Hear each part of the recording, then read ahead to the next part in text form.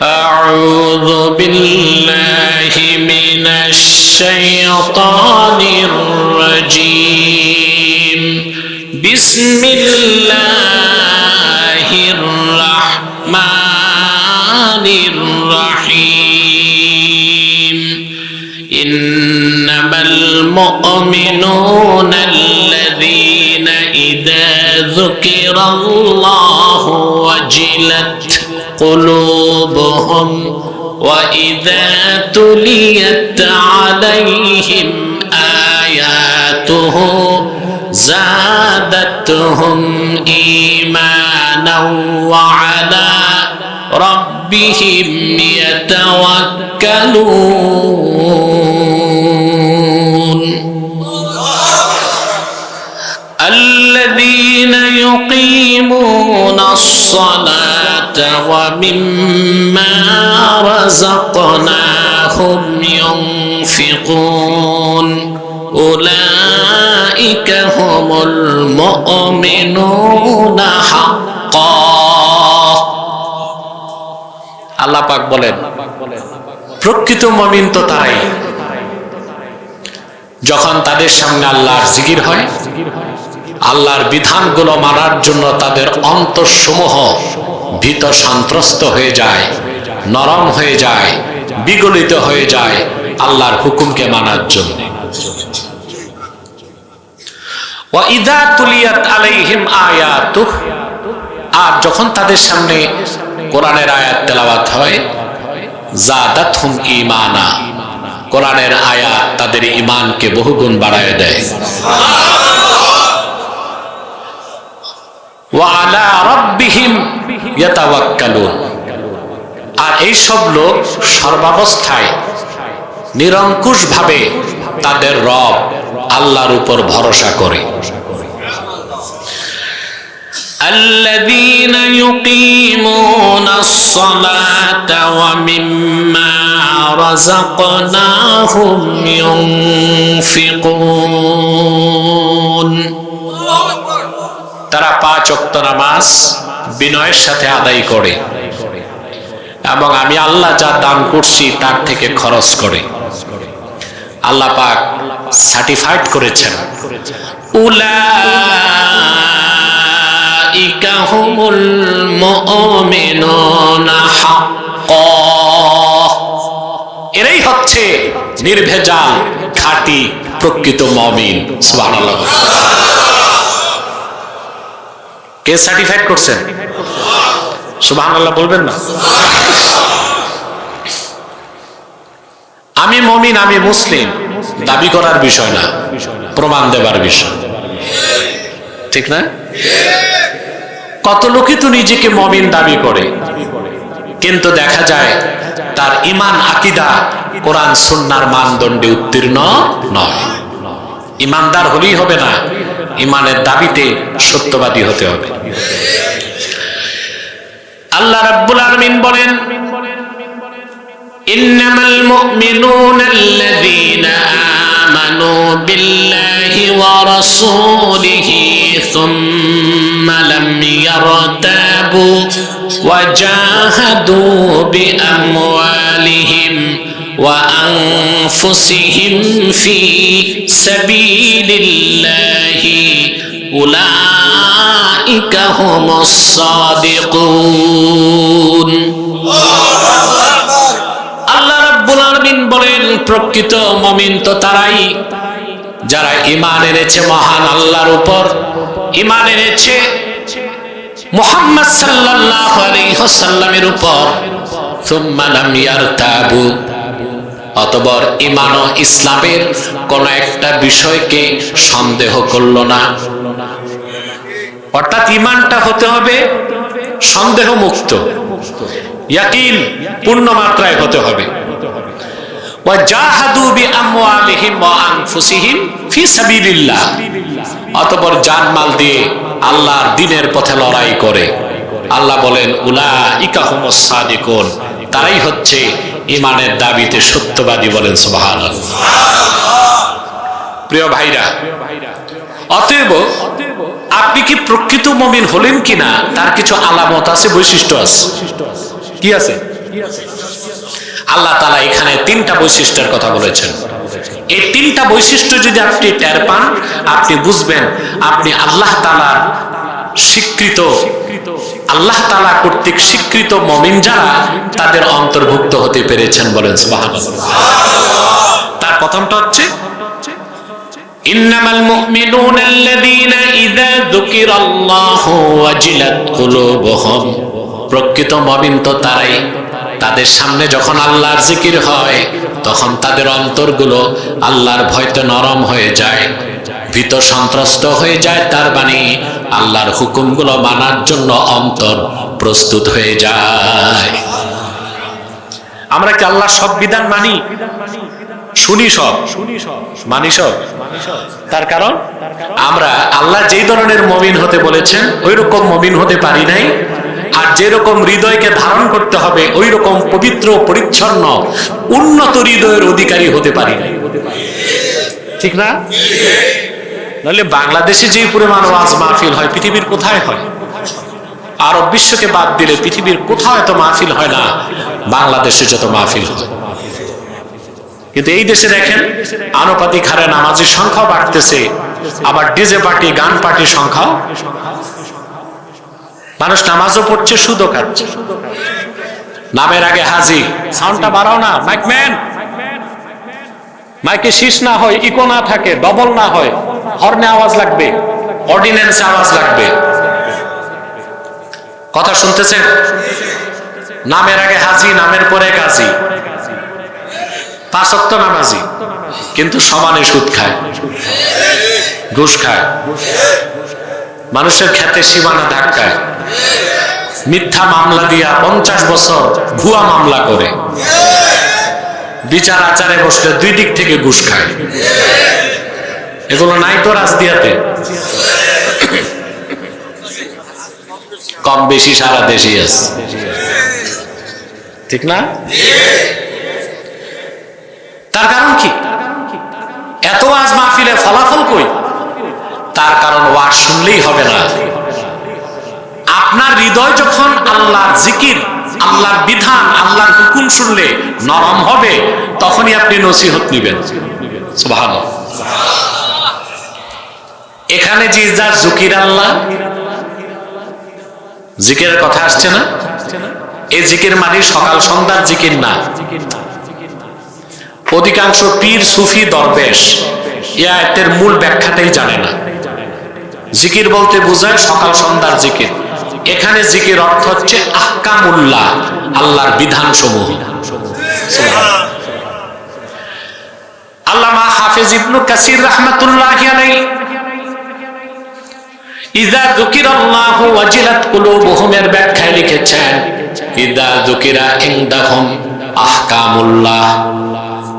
প্রকৃত মুমিনদের সামনে যখন আল্লাহর বিধিবিধান, আল্লাহর আইন ও কানুন উচ্চারিত হয়, আল্লাহর শরীয়তের বিধান মেনে নেবার জন্য তাদের হৃদয় প্রস্তুত হয়ে যায়। আমাদের কি হয়? কথা বলেন। কত মানুষ বাংলাদেশে মুসলমান? 14 কোটি। চোরের শাস্তি হাত কাটা হয়, জানা করলে স্যান্ডেসার করা হয়, মদ পান করলে 80 দোলা লাগানো হয়। আল্লাহর একটা বিধানও তো আমরা প্রতিষ্ঠিত করতে পারলাম না, কারণ আল্লাহর এই বিধানগুলোর যে শ্রেষ্ঠ যে বিধান নাই, এই বিশ্বাসটাই আমাদের নেতাদের মধ্যে আসে নাই। এখানে জিকির অর্থ বিধান। কার বিধান? কাওয়ানিনে শারঈয়া, শরিয়া ল। সুবহানাল্লাহ। এখন আল্লাহর বিধান মেনে নেয় কোন ধরনের অন্তর, তা তো বুঝতে হবে। কথা বলেন। অন্তর 4 প্রকার। এখানে যে আল্লাহ বলেছেন ওয়াজিলাত কুলুবুহুম, এই কুলুব হচ্ছে কলবুন শব্দের বহুবচন। কলব, এটার বহুবচন কি? কুলুব। এটা 4 প্রকার। কয় প্রকার? ইমামে আহমদ ইবনে হাম্বল রাহমাতুল্লাহ তার মুসনাদে বিশুদ্ধ সনদে হাদিসটি বর্ণনা করেছেন। মানব জাতির অন্তরগুলো 4 প্রকার। প্রথম প্রকার অন্তর হচ্ছে কলবুন আজরাত, ফাহুয়া কলবুল মুমিন। প্রথম প্রকার অন্তর হচ্ছে পরিষ্কার পবিত্র জ্যোতির্ময় অন্তর, যে অন্তর থেকে সব সময় সূর্যের আলোর মতো নূরের ছটা বের হয়। ওই অন্তরটা হচ্ছে পরিপূর্ণ খাঁটি মুমিনের অন্তর। সুবহানাল্লাহ। যে কলবের কথা বলতে যে আল্লাহ তাআলা বলেন ইয়াউমা লা ইয়ানফাউ মালু ওয়ালা বানুন ইল্লা মান আতাল্লাহা বিকলবিন সালিম। কাল কিয়ামতের দিন সহায় সম্পদ, বিত্ত, বৈভব, বাড়ি গাড়ি, ডিগ্রি, টাকা পয়সা, ডলার, পাউন্ড নিয়ে কোনো কাজে আসবে না, বরং যে লোকটা একটি পরিপূর্ণ পরিশুদ্ধ পবিত্র সুস্থ হৃদয় নিয়ে আল্লাহর কাছে উপস্থিত হবে, তার কোনো চিন্তা নাই। প্রথম প্রকার কলবের নাম কি? কলবুন আজরাত। ঠিক আছে মুরব্বী, জ্যোতির্ময়, এটা মনে রাখলে হবে, নূরে ভরপুর। সুবহানাল্লাহ। এই অন্তরটা কার? মুমিনের। মুমিনের কার অন্তর? দ্বিতীয় প্রকার কলব হচ্ছে কলবুন মারবুতুম বিল গিলাফ। এই ভাই তুমি বসো, সবাই বসে থাক, আর স্বেচ্ছাসেবক দরকার নাই, রাত তো অর্ধেক পারি হয়ে গেছে, এটা চেঞ্জ করে দাও। দ্বিতীয় প্রকার অন্তর কার? কলবুন মারবুতুম বিল গিলাফ। এই অন্তর পুরাটাই কালো, অন্ধকার আচ্ছন্ন, পর্দা দিয়ে ঘেরা, কখনোই হেদায়েতের নূর ঢুকবে না। ফাহুয়া কলবুল কাফির। এটা কাফেরের অন্তর। কার অন্তর? হাজারো ওয়াজ করলে এই অন্তরে কখনো হেদায়েত ঢুকবে না। আল্লাহ রাব্বুল আলামিন এই রকম কলব যাদের, তাদের ব্যাপারে বলেন খাতামাল্লাহু আলা কুলুবিহিম ওয়া আলা সামঈহিম ওয়া আলা আবসারিহিম গিশাওয়া ওয়া লাহুম আযাবুন আযীম। আল্লাহ রাব্বুল আলামিন বলেন আল্লাহ তাআলা কাফেরদের অন্তরসমূহের মধ্যে এবং কর্ণসমূহের মধ্যে মোহর অঙ্কন করে দিয়েছেন, মোহর মেরে দিয়েছেন, আর তাদের পর্দার সমূহের সামনে আল্লাহ তাআলা পর্দা টেনে দিয়েছেন। কখনো হেদায়েতের নূর তাদের অন্তরে ঢুকবে না, আর অন্তরে যে কুফর আছে ওইটা কোনোদিন বাইরে বের হবে না। হযরত আব্দুল্লাহ ইবনে আব্বাস রাদিয়াল্লাহু তাআলা আনহুমা, ওনার থেকে তাফসীর এসেছে তানওয়ীরুল মিকবাস মিন তাফসীর ইবনে আব্বাসে, তিনি বলেছেন আল্লাহর হাবিবের জমানায় 25 জন কাফেরের ব্যাপারে এই আয়াতটা নাজিল হয়েছে। Abu Jahl, Utba, Shaiba, Mughira, Abul Bukhtari, এই রকম 25 জন কাফেরের ব্যাপারে আল্লাহ ঘোষণা দিয়েছেন। এই 25 জনের একজনও মুসলমান হতে পারে নাই। তাদের জন্য হুকুমটা ছিল খাস, বাকি কাফেরদের জন্য আম। দ্বিতীয় প্রকার কলব হচ্ছে পর্দায় আচ্ছন্ন কলব। পর্দায় আচ্ছন্ন, এখানে কখনো হেদায়েতের নূর ঢুকবে না, হেদায়েতের নূর ঢুকবে না। পর্দায় ঢাকা। কিসে ঢাকা? ওটারে হাজার ওয়াজ করলো কাজ হবে না। 3 নাম্বার অন্তর হচ্ছে কলবুম মানকুস। আরাফা সুম্মা নাকাসা ফাহুয়া কলবুল মুনাফিক। মুনাফিকের অন্তর। মুনাফিকের অন্তর হচ্ছে মানকুস, অর্থাৎ সে সত্যকে চিনছে কিন্তু গ্রহণ, সত্যকে চিনছে কিন্তু। 4 নাম্বার হচ্ছে কলবুন মুসাফফাহ। এটা হচ্ছে অসুস্থ অন্তর। ফাফিহি ঈমানু ওয়া নিফাক। অন্তরে ঈমানও আছে, আবার কিছুটা মুনাফিকির রোগও আছে। এই রকম অন্তরের মানুষ যারা, তাদের অন্তরটা অসুস্থ, তাদের কাছে ওয়াজও ভালো লাগে, আবার ডিজে পার্টিও ভালো লাগে। ওয়াজও ভালো লাগে, পীর মাশায়েখ আলেমদের কাছেও যায়, আবার নেতার পিছেও দৌড়ায়, ঠিক না? যাকাত সদকাও দেয়, আবার সুদেও টাকা নেয়। এবার বলুন তো, আমাদের বাংলাদেশিদের কোন প্রকার অন্তর বেশি? ঠিক, আমার আলোচনাটা বুঝতে পেরেছেন? আমি প্রশ্ন করে বুঝে নিলাম, আমাদের বাংলাদেশি অধিকাংশ মানুষের অন্তর কোন প্রকার? চতুর্থ প্রকার, কলবুন মুসাফফাহ। এটা ঈমানও আছে, আবার কিছুটা মুনাফিকির রোগও। এই অন্তর যাদের, এগুলো আন্ডার ট্রিটমেন্ট, চিকিৎসা থাকলে এক সময় পুরো অন্তরটা সুস্থ হয়ে প্রথম প্রকার মুমিনের কলবের মতো জ্যোতির্ময় অন্তর হয়ে যাবে। সুবহানাল্লাহ। পারবেন করতে? রোগ তো বললাম, ওষুধ তো বলি নাই। আসতেছে, মনোযোগ আছে? ঘুমাচ্ছেন না? আমি একটু আগেই আসতাম, আজকে আমার দিনে মাহফিল ছিল সিলেট ওসমানীনগর, অনেক দূরে। আমার হেলিকপ্টারে যেতে 50 মিনিট লেগেছে, আসতে 50 মিনিট। আমি যদি চাইতাম এখানে ল্যান্ড করতে পারতাম, তাহলে আমাকে যদি 8টায় মাইক দিত, আমাকে দিবে 10টায়, আমি এত আগে কি করব? তো বাসার থেকে আসতে আবার বক্তব্য বলি ফেরি পার হইতে দেরি হয়ে গেছে। যাক, আপনাদেরকে এসে পাইছে, এটা আল্লাহর শুকরিয়া, আলহামদুলিল্লাহ। তোমরা এখনো দাঁড়ায় আছো অনেক যুবক, আমি জানি না তোমরা কে কে খান বাহাদুর আহসানুল্লাহ নাতিপুতি। আল্লাহর হস্তে বসো, প্যান্ডেলে জায়গা নেই, বারান্দায় জায়গা আছে, মসজিদে, এখানে আসো, সব মসজিদে এসে বসো। ঠান্ডা লাগে, এই তো অন্তরটাও সুস্থ। মাহফিলের জন্য এই ঠান্ডাটা খুব লাগতেছে, ঠিক না? আল্লাহ কবুল করুক, ভালো করুক, সুস্থ রাখুক। খেয়াল করতেছেন?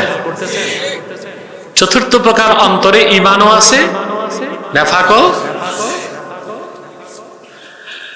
ফামাসালুল ঈমানি ফীহি কাল বাকলা ইয়ামুদ্দুহাল মাউত তাইয়্যিব। এইরকম অসুস্থ অন্তরে যে ঈমান আছে, সেটা সবুজ শাকসবজির মতো, পবিত্র পানি পেলেই তা বাড়তে থাকে। ওয়ামাসালুন নিফাকি ফীহি কাল কুরহাতি ইয়ামুদ্দুহাল কাইহু। আর এই অসুস্থ অন্তরে যে মুনাফিকি, সেটা হচ্ছে ক্ষত স্থানের মতো, দূষিত রক্ত আর পুজ পেলেই ঘা বাড়তে থাকে। এইরকম অসুস্থ হৃদয় যার, সে যদি অতিরিক্ত জিকির ফিকিরা আল্লাহর বিধান মানার মাধ্যমে মুনাফিকিটা দূর করতে পারে, তার অন্তর ঈমানে ভরপুর হয়ে যাবে। কুতিবা ফি দেওয়ানিল মুমিনিন, আল্লাহ তার নামটা মুমিনের খাতায় স্থায়ী করে দিবে। আর যদি এই রকম অসুস্থ অন্তরের ধারক ব্যক্তি গুনার কাজ বেশি করে, এক সময় তার অন্তরে আর ঈমান থাকবে না, পুরো অন্তরটাই কাফেরের মতো কালো হয়ে যাবে। কুতিবা ফি দেওয়ানিল মুনাফিকিন, তখন স্থায়ীভাবে তার নামটা মুনাফিকের খাতায় উঠে যাবে। তা আমাদের অন্তরটা অসুস্থ, কি অসুস্থ? সুস্থ করতে হবে না? আমরা কি শিখলাম আলোচনা থেকে? মুমিনের অন্তর সুস্থ এবং জিন্দা, কাফেরের অন্তর কালো এবং মুর্দা, মুনাফিকের অন্তরও মুর্দা, কোনো ট্রিটমেন্ট। আমাদের যাদের অসুস্থ অন্তর, এটা ট্রিটমেন্ট। সুবহানাল্লাহ বল। এখন এই ট্রিটমেন্ট নিতে, এই অন্তরের এই রোগের এই ওষুধের জন্য যাবেন কই? পিজিতে, কার্ডিওলজিস্ট, সিঙ্গাপুর মাউন্ট এলিজাবেথ, এই সব চিকিৎসক ভিন্ন। আল্লাহওয়ালা বুজুর্গ পীর মাশায়েখ, সুবহানাল্লাহ। এবার ওষুধ বলবো, 5টা ওষুধ গ্রহণ করবেন আপনার অন্তর। এই তোমরা যাও তো ওখানে যাও, আওয়াজটা বন্ধ করো।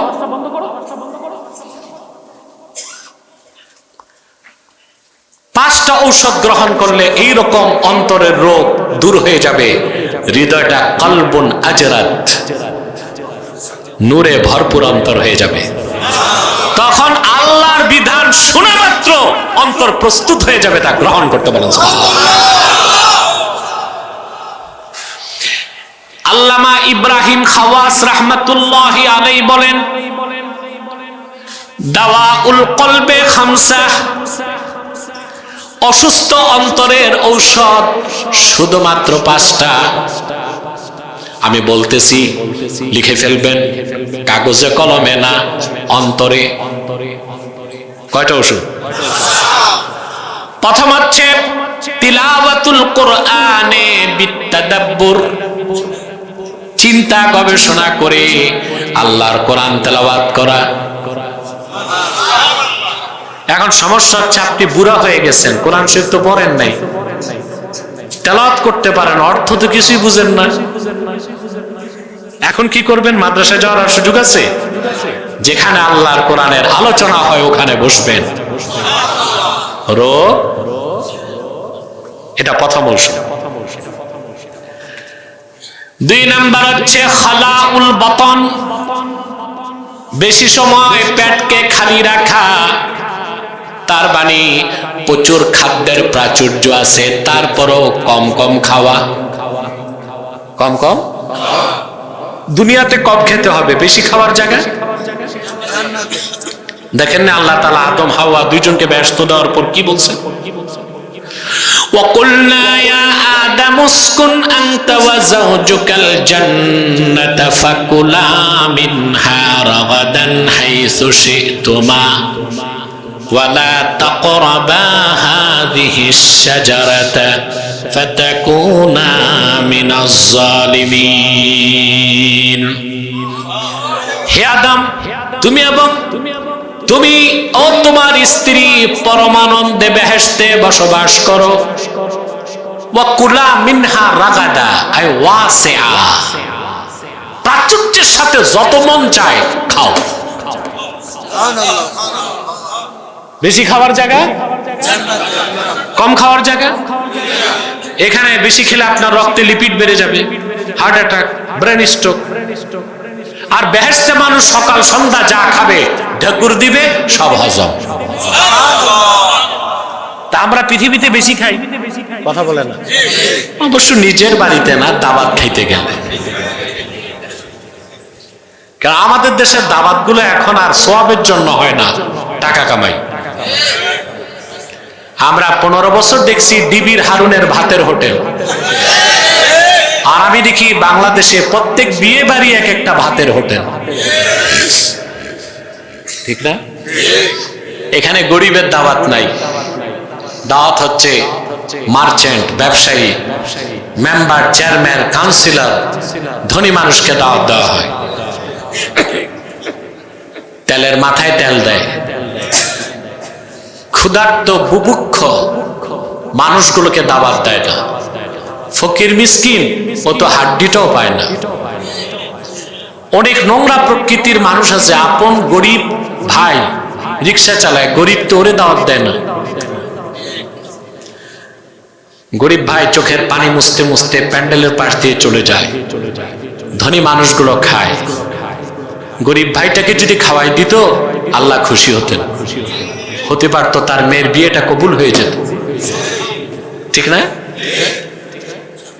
তা আমরা এই যে বিয়ের বাড়িগুলো এখন ভাতের হোটেল বানিয়েছি, টেবিল থাকে, এর বাণী দিয়ে যান, খেয়ে যান। তো মানুষও টাকা দেয় তো পোষায় ফেলে, সকালে আর নাস্তা করে না।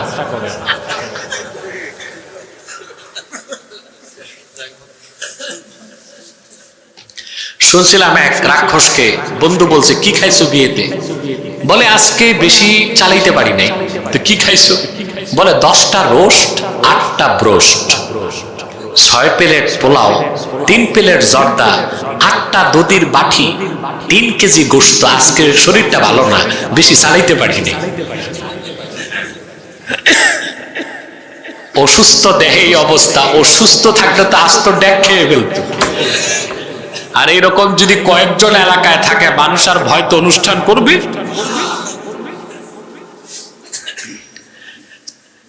অন্তরকে সুস্থ রাখার দ্বিতীয় ঔষধ হচ্ছে খালাউল বাতন, পেট খালি রাখা। অর্থাৎ আপনার প্রচুর টাকা পয়সা আছে, কিন্তু ক্ষুধাকে বরদাস্ত করবেন।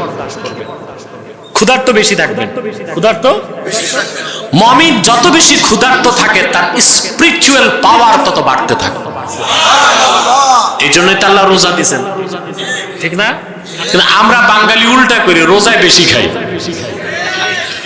সারাদিন যা খায় নাই, ইফতারে বসে 12 ঘন্টারটা একবারে, তারপর মাগরিবের পর নাস্তা, তারপর তারাবির পর খানা, তারপর সেহরি পর্যন্ত চলতেই থাকে। আল্লাহ তো রোজা দিছেন আপনার আত্মিক শক্তি বৃদ্ধি করার জন্য। তাহলে অসুস্থ হৃদয়কে সুস্থ করার দ্বিতীয় ওষুধ কি? 3 নাম্বার হচ্ছে কিয়ামুন ফিল লাইল। রাতের বেলা 2 রাকাত, 4 রাকাত, 6 রাকাত, 8 রাকাত তাহাজ্জুদ নামাজ পড়া। সুবহানাল্লাহ। ফাঁকি দিয়ে একটা কথা বলে রাখি, মুমিন মুসলমান খুব দ্রুত আল্লাহর কাছাকাছি পৌঁছতে পারে তাহাজ্জুদের মাধ্যমে। আল্লাহ নিজেই বলেছেন, ওয়াসজুদ ওয়াকতারিব, আমাকে সাজদা করো, আমার কাছে আসো। যে মুমিন যত বেশি সাজদা করবে, আল্লাহ তত কাছাকাছি সে পৌঁছে যাবে। আল্লাহু আকবার বলেন। পড়েন তাহাজ্জুদ। যাদের অভ্যাস নাই, আমি বলে যাই, অন্তত বৃহস্পতিবার দিবাগত রাতে আর রবিবার দিবাগত রাতে কমসে কম 4 রাকাত তাহাজ্জুদ পড়ার অভ্যাস।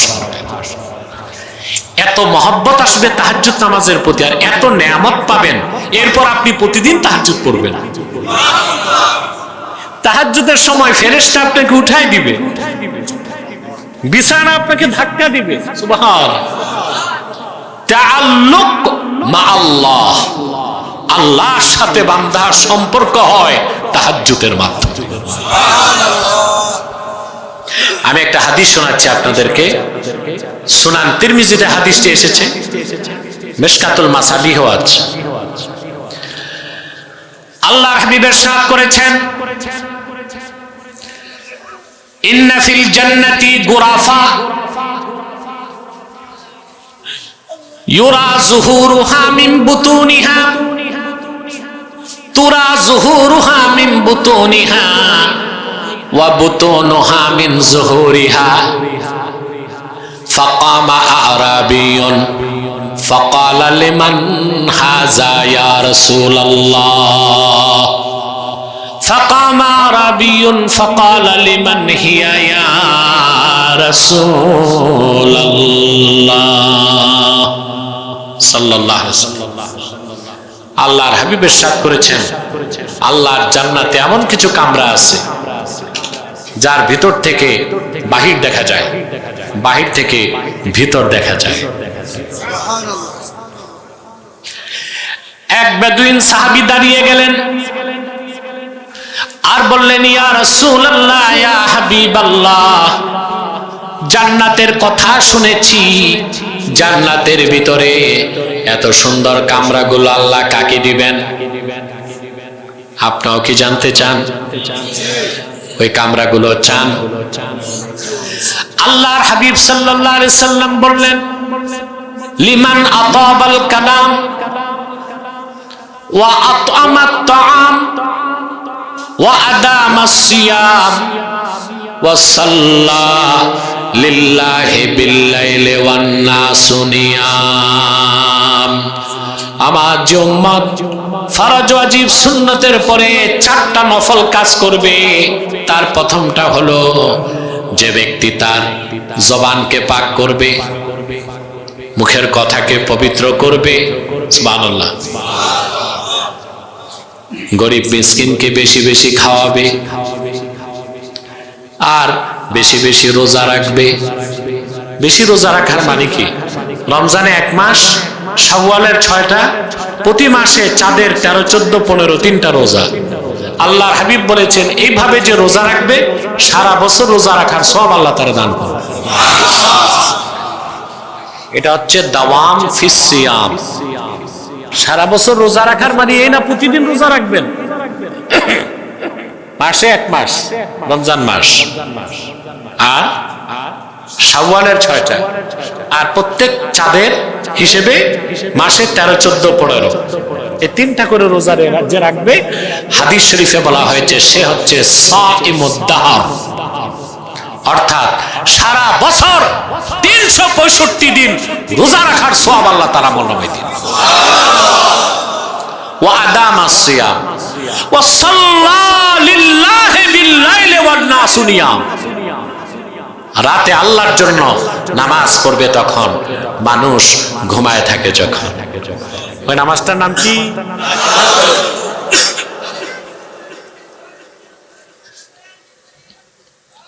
সময় দেখো, সময় দেখো, সময় দেখো।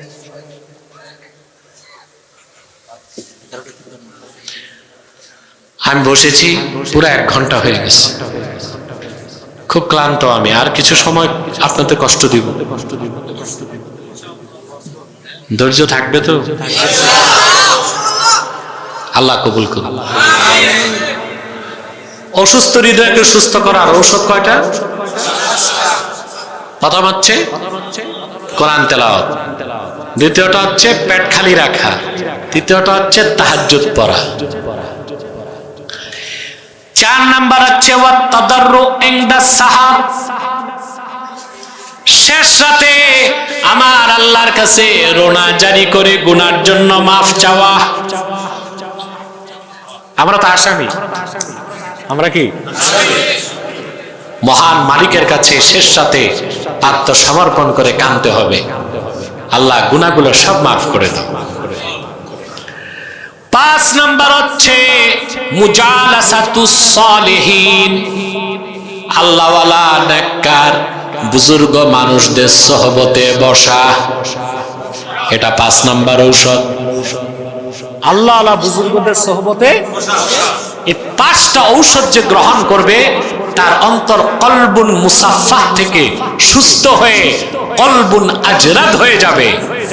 তখন ইযা যুকিরাল্লাহু ওয়াজিলাত কুলুবুহুম, এইরকম অন্তরগুলো যখন মানুষ ধারণ করবে আল্লাহর প্রতিটি বিধান শুনলেই তার অন্তর বিগলিত হয়ে যাবে, আল্লাহর হুকুম মানতে প্রস্তুত হয়ে যাবে, ওয়াজ কাজে আসবে, নসিহত কাজে আসবে।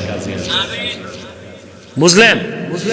তারপর আল্লাহ তাআলা বলেন وَإِذَا تُلِيَتْ عَلَيْهِمْ آيَاتُهُ زَادَتْهُمْ إِيمَانًا, আর এইরকম মুমিনদের সামনে যখন আল্লাহর কোরআনের আয়াত তেলাওয়াত হয়, কোরআনের তেলাওয়াত তাদের ঈমানকে বাড়িয়ে দেয়। তো কোরআন শরীফের আয়াত থেকে বোঝা গেল ঈমান বাড়ে কমে, ঠিক না? একটা জটিল বিষয় এটা। হাদিস শরীফ যখন পড়াই আমরা, এই বিষয়টা অনেক ব্যাখ্যা করা হয়। সব ব্যাখ্যা তো বুঝবেন না, যতটুকু বুঝবেন ততটুকু বলছি। ইমাম বুখারী, আহমদ বিন হাম্বল, ইমাম মুসলিম, ইমাম তিরমিজি, নাসাই, ইবনে মাজাহ, আবু দাউদ, আব্দুল্লাহ ইবনুল মুবারক, সুফিয়ান সাউরি, ইয়াহইয়া ইবনে মাঈন, আব্দুল্লাহ ইবনুল মুবারক, এই সমস্ত ইমামের মতে ইন্নাল ঈমানা ইয়াজিদু ওয়া ইয়ানকুস, ঈমান বাড়ে এবং কমে। কিন্তু আমাদের ইমাম আবু হানিফা বলেছেন ইন্নাল ঈমানা লা ইয়াজিদু ওয়া লা ইয়ানকুসু, ঈমান বাড়েও না কমে। তা আমাদের ইমাম সাহেব কি কোরআন শরীফের আয়াত বুঝে নাই? কথা বলেন। ইমাম তো মসজিদের ইমাম না, মাযহাবের ইমাম। সুবহানাল্লাহ। আবু হানিফার মাযহাবে যে আছেন, দুর্বলতা আছে? আমাদের দেশে লামাজহাবি কিছু বের হয়েছে, পড়া নাই লেখা নাই, আন্ডা ব্যাপারী, আলুর আড়তদার, কথা বল, বাজারে কালা বেগুন আর মূলা বেচে, এ বলে আমি মাযহাব মানি না, আমি আহলে হাদিস। আবু হানিফা বুঝে নেই, কোথাকার আন্ডা ব্যাপারী, দোষ ধরে কার, ভুল ধরে কার? আবু হানিফার। আবু হানিফা কে জানো? 80 হিজরিতে তার জন্ম।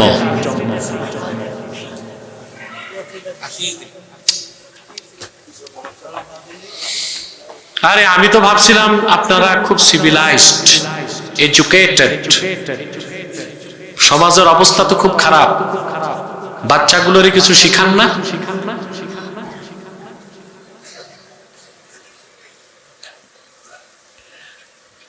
ইমাম আজমের জন্ম 80 হিজরিতে। 4 জন সাহাবী সাক্ষাৎ লাভ করছেন। 1200 তাবিনের কাছে যে ফিকহ শিখছেন, হাদিস নিছেন। ব্যবসার টাকা দিয়া 20,000 মানুষকে ফকিহুল উম্মাত বানিয়েছেন। কোরআন হাদিস থেকে সারা জীবনে 81,000 মাসালা ইস্তেমবাদ করছেন। ফতোয়া সানি রাদ্দুল মুহতার, দামেস্কের ছাপ, প্রথম খণ্ডের 48 পৃষ্ঠার হামেশে আছে। প্রতিদিন রাতে 500 রাকাত নফল নামাজ পড়তেন। ইন্নাহু রাআ রাব্বাহু মিআতা মাররাতিন ফিল মানাম। স্বপ্নে আবু হানিফা আমার আল্লাহকে 100 বার দেখেছেন। 57 বার হজ আর উমরা করছেন। বুখারীর উস্তাদের উস্তাদের উস্তাদ, বুখারীর পর্দাদা উস্তাদ, তার নাম আবু হানিফা। আর কোথাকার এই যে কিছু শেখ বের হইছে, হেমার ইবনে হেমার, বাকার ইবনে বাকার, এরা আজকে বলতেছে আবু হানিফা কিছু বুঝে না। এগুলো মেয়াদ উত্তীর্ণ গাঁজা খাইছে।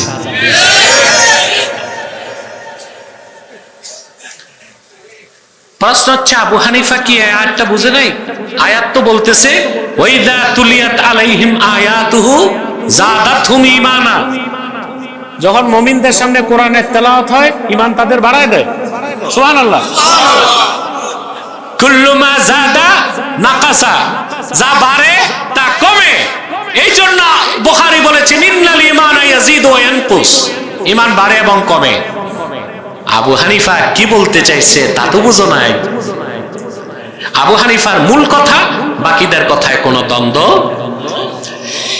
ইমাম আযম বলেছেন ইন্নাল ঈমানা লা ইয়াজিদু ওয়া লা ইয়ানকুসু, তার মানে ইন্না আসলাল ঈমান লা ইয়াজিদু ওয়া লা ইয়ানকুসু। মূল যে ঈমান, যেটা তাসদিক বিল জানান, সেটা বাড়েও না, সেটা কমেও না।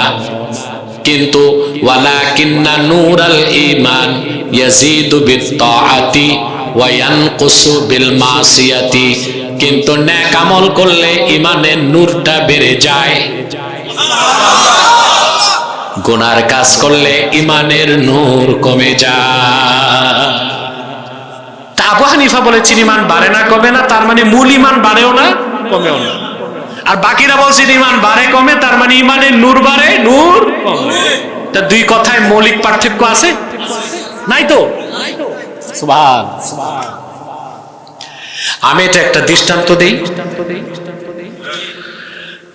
বিখ্যাত মুসলিম দার্শনিক মুহাদ্দিস, যার মাধ্যমে সারা হিন্দুস্তানে হাদিসের খ্যাতমত ছড়িয়ে গেছে, শাহ ওলিউল্লাহ মুহাদ্দিস দেহলভী রাহমাতুল্লাহ, যার নামটা নিলে হৃদয়টা গলে যায়।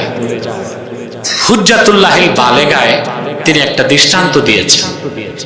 সেই দৃষ্টান্তটা আমি আপনাদেরকে বুঝাবার স্বার্থে আবার আমার মতো দিচ্ছি। আপনার হারিকেন দেখছেন? এখন তো গ্রাম দেশে নাই, কমে গেছে। টর্চ লাইট, চার্জ লাইট, এখন হয়েছে সোলার প্যানেল। হারিকেন এখন জাদুঘরে পাবেন। কোথায়? আর খুব বুড়া মানুষ বাঙালি সংস্কৃতি ছাড়তে পারে না, এমন কারো কাছে হারিকেন পাইতে পারে, ঠিক না? আর কিছু ভ্যান গাড়িতে পাইতে পারে। এখন দেখবেন সন্ধ্যার সময় হারিকেনে আগুন দিলে সারা ঘর আলোকিত, সারা রাত জ্বলার পর ফজরের সময় দেখবেন আলো কমে গেছে, ঘর অন্ধকার। এখন বলেন তো ভিতরে সলিতার আগুন কি একটুও কমছে? না, সারা রাত জ্বলার কারণে চিমনিটা কালো হয়ে গেছে। চিমনি কি হয়েছে?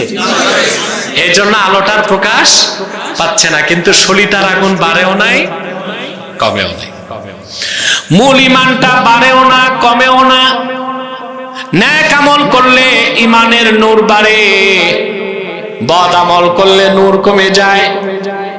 সেই জন্য আল্লাহ রাব্বুল আলামিন বলেছেন, পরিপূর্ণ মুমিন যারা, প্রথম বৈশিষ্ট্য আল্লাহর বিধান শুনলে মনগুলো তাদের গলে যায়। আর যখন তাদের সামনে কোরআনের আয়াতের তেলাওয়াত হয়, কোরআনের তেলাওয়াত তাদের ঈমানকে বহুগুণ বাড়ায় দেয়। কয়টা বৈশিষ্ট্য শুনবেন? 3 নাম্বার, ওয়া আলা রাব্বিহিম ইয়াতাওয়াক্কালুন, তারা তাদের রব আল্লাহর উপর পূর্ণ মাত্রায় তাওয়াক্কুল করে। আমাদের তাওয়াক্কুল আছে? যতটুক থাকা দরকার ততটুকু কি আছে? নাই তো। যে ব্যক্তির পূর্ণ মাত্রায় আল্লাহর উপর ভরসা নাই, সে তো কোন অবস্থায় মুমিন হইতে পারে না। পারে? এর জন্য পরিপূর্ণ মুমিনের তৃতীয় বৈশিষ্ট্য, সর্বাবস্থায় সে ভরসা রাখবে কার উপর? আল্লাহ তাআলার উপর। আমরা এগুলো মুখে বলি, অন্তরে বিশ্বাস। রিজিকের জন্য যদি আল্লাহর উপর তাওয়াক্কুল থাকে, তাহলে মানুষ সুদ খায় কেন, ঘুষ খায় কেন? রিজিকের মালিক আল্লাহ, রিজিকের জন্য যদি আল্লাহর উপর তাওয়াক্কুল থাকে, তো এত মুসলমান পরিবার পরিকল্পনা গ্রহণ করছে কেন? এটা হারাম কাজ না? কথা বলেন, কি কাজ? হারাম। আপনি জানেন পৃথিবীর কোন উন্নত রাষ্ট্রে পরিবার পরিকল্পনা নাই? এগুলো দিয়ে রাখছে জাতিসংঘ, World Health Organization, UNICEF, UNESCO. এই ইহুদি কাফেররা দিয়ে রাখছে মুসলিম দেশগুলোতে মুসলিম সংখ্যা কমানোর জন্য। ঠিক না? আপনাকে যদি রেজিস্টার্ড ডাক্তার বলে যে আপনার স্ত্রীর কনসেপ্ট হলে মারা যেতে পারে, তখন শুধু আপনি পরিবার পরিকল্পনা গ্রহণ করতে পারবেন। এছাড়া ছোট করে সংসার রাখতে যেভাবেই পরিবার পরিকল্পনা করুন সেটা হারাম। আর যদি রিজিকের ভয়তে করেন, ওটা শিরক। মনে থাকবে? পৃথিবীর কোন উন্নত রাষ্ট্রে পরিবার পরিকল্পনা নাই। এগুলো ইহুদিদের একটা চক্রান্ত। বিলিয়ন বিলিয়ন ডলার বাংলাদেশে ফ্যাক্টরি করতে টাকা দেয় না, কিন্তু পরিবার পরিকল্পনার জন্য ইনজেকশন কিনতে টাকা দেয়। কত দরদটা বাঙালিদের জন্য। আর বুড়া মানুষ তো বুঝে না, ধরে নিয়ে যায়। পরিবার পরিকল্পনায় যারা গ্রাউন্ড অফিসার, বুড়া মিয়ারে নাস্তা করায়, নাস্তা করানোর পর 3000 টাকা পকেটে দেয়, জায়গা মতো একটা ইনজেকশন দিয়ে দেয়। বুড়া তো খুশি, নাস্তা পাইছি, 3000 টাকা পাইছি, কিন্তু এক ইনজেকশনে যে ফ্যাক্টরি ভিউজ, এটা বাংলাদেশের থেকে 117 গুণ বড় রাশিয়া। কত? 117 গুণ বড়। সারা পৃথিবীটা হচ্ছে 51 কোটি বর্গ কিলোমিটার, আর রাশিয়া হচ্ছে 1 কোটি বর্গ কিলোমিটারের বেশি। মানে সারা দুনিয়ার 50 ভাগের 1 ভাগ রাশিয়া। সোভিয়েত রাশিয়া তো 2 কোটি বর্গ কিলোমিটারের বেশি ছিল। এখনকার রাশিয়া 1 কোটি বর্গ কিলোমিটারের বেশি, আমেরিকার চেয়ে বড়। মানুষ আছে মাত্র 14 কোটি। কত? পুতিন সরকার সিদ্ধান্ত নিয়েছে, যারাই বাচ্চা নেবে ট্যাক্স ফ্রি, 2 বাচ্চা ভ্যাট ফ্রি, 3 বাচ্চা শিক্ষা ফ্রি, 4 বাচ্চা সরকারি ভাতা। সারা পৃথিবীতে ইহুদি আছে এখন 110 মিলিয়ন। 11 মানে 1 কোটি 10 লাখ, 1 কোটি 11 মিলিয়ন, 1 কোটি 10 লাখ সারা পৃথিবীতে। ওরা এত চেষ্টা করতেছে, ওদের প্রজনন ক্ষমতা বাড়াইতে পারতেছে না, কমতেছে। মানুষ পয়দা হবার জন্য আল্লাহ তাআলা পুরুষকে দিয়েছেন সেক্স ক্রোমোজোম, মহিলাকেও দিয়েছেন। পুরুষেরটা হচ্ছে XY, মহিলাটা হচ্ছে XX ক্রোমোজোম, যেটা সেক্স ক্রোমোজোম। বিজ্ঞানীরা দেখেছে ইহুদিদের সেক্স ক্রোমোজোম ধ্বংস হয়ে যাচ্ছে। আহা, উম্মতে মুহাম্মাদিরে ফিলিস্তিনে মারবা বোমা দিয়া আল্লাহ জায়গা মতো বোমা মেরে দিছে। আল্লাহু আকবার বলে। সেই জন্যই তো ইহুদিরা চায় আপনারা পরিবার পরিকল্পনা নিয়ে সংখ্যা কমান। পারবে তারা? কথা বলেন। আল্লাহর হাবিব ইরশাদ করেছেন, আহলুল জান্নাতি ইশরুনা ওয়া মিআতু সাফিন। হাশর ময়দানে বেহেশতীদের 120টা কাতার হবে। আদম থেকে ঈসা পর্যন্ত লাখের উপর নবীগণের মুমিনদের কাতার হবে মাত্র 40টা। আল্লাহর হাবিবের উম্মতের কাতার হবে 80টা। দেখেন না, আজ পৃথিবীতে আমরা 200 কোটি, কত বেড়েই চলছে। সুবহানাল্লাহ। আপনাদেরকে ভয় দেখায় বাংলাদেশ ছোট দেশ, 18 কোটি মানুষ, থাকবা কই? প্লেনে উঠেন না, প্লেনে মাইলের পর মাইল খালি, বুঝেন না? এইসব ভয়তে ভয় পাবেন না। রিজিকের জন্য কার উপর ভরসা করবেন? জীবনের জন্য, মৃত্যুর জন্য, সুখের জন্য, দুঃখের জন্য। সুবহানাল্লাহ। আল্লাহর উপর যার তাওয়াক্কুল নাই ওটা মুমিন না, ওটা ফরমালিন যুক্ত। ওটা কি? আল্লাহ রাব্বুল আলামিন কোরআনুল কারীমের মধ্যে 25 জন জলিলুল কদর পয়গম্বরের ইতিহাস তুলে ধরেছেন। প্রত্যেক পয়গম্বর দ্বীনের দাওয়াত দেবার ক্ষেত্রে আল্লাহর উপর তাওয়াক্কুল করেছেন। আমি কোরআন কারীম থেকে দৃষ্টান্ত দিচ্ছি।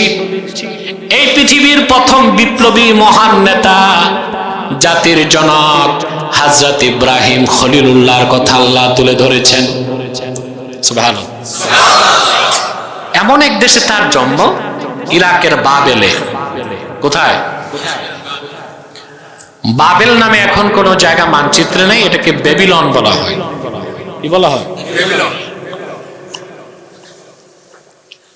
ইব্রাহিম আলাইহিস সালাম বড় হয়ে দেখেন তার বংশের লোক, আত্মীয় স্বজন সব মূর্তি পূজা করতেছে। তিনি তাদেরকে দাওয়াত দিলেন। প্রথমে দাওয়াত দিলেন, ওরা মানল না। এই যে আপনারা বিপ্লব করেন, 5ই আগস্ট বিপ্লব করছেন, এটা বিপ্লব? অভ্যুত্থান। অভ্যুত্থান আর বিপ্লব এক জিনিস। বাংলাদেশের বিপ্লব বাকি আছে। এই দেশের কোরআন প্রিয় যুবকরা সেই বিপ্লব করবে ইনশাআল্লাহ। বিপ্লব হয় না। বিপ্লব মানে হচ্ছে আইন পরিবর্তন হবে, সংবিধান পরিবর্তন হবে, সিস্টেম পরিবর্তন হবে। The principal pillars of state, রাষ্ট্রের মূল স্তম্ভগুলো বদলাতে হয়। ওইটা বিপ্লব। এটা বিপ্লব না, এটা অভ্যুত্থান। এই জন্য যারা বিপ্লব করছে বলছে এরাই বিভিন্ন জায়গায় এখন মার খাচ্ছে। তারপরে এটা বিপ্লব হয় না, কি হয়েছে? অভ্যুত্থান হয়েছে। এই পৃথিবীতে প্রথম বিপ্লবী ইব্রাহিম খলিল। মূর্তি পূজার বিরুদ্ধে তিনি দাওয়াত দিলেন। কেউ তার দাওয়াত মানল না। তিনি তখন বিপ্লবের ঘোষণা দিলেন। সুবহানাল্লাহ বলবেন না?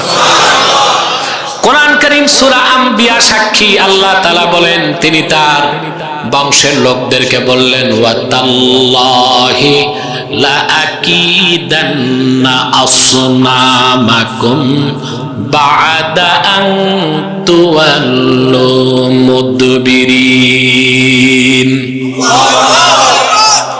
ওনার সাথে আরেকজন লোক নাই, দল নাই, পলিটিক্যাল ফোর্স নাই, অ্যাডমিনিস্ট্রেটিভ পাওয়ার নাই, লোক নাই, লস্কর নাই, একটা মানুষ ঘোষণা দিলেন, পত্তলিকেরা তোমরা বাড়ি যাবার পর আল্লাহর কসম আমি তোমাদের মূর্তিগুলোর ব্যাপারে চরম পন্থা গ্রহণ করব। ওরা ভাবছে একা ইব্রাহিম কি করবে দেখবো, একা ইব্রাহিম কি করবে, সব চলে গেছে বাড়ি।